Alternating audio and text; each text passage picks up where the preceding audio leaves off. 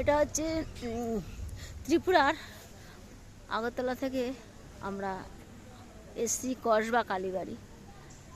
ওখানে মা মন্দির আছে। এবার এই সব দোকানপাট,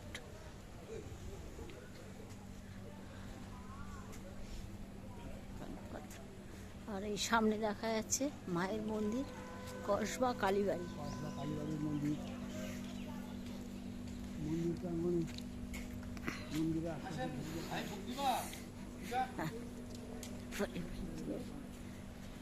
দোকানদার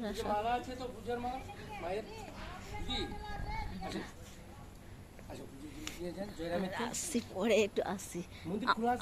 আমাদের সঙ্গে আরো আছে, মানুষ আছে, ওনারা একসাথে কিনবো।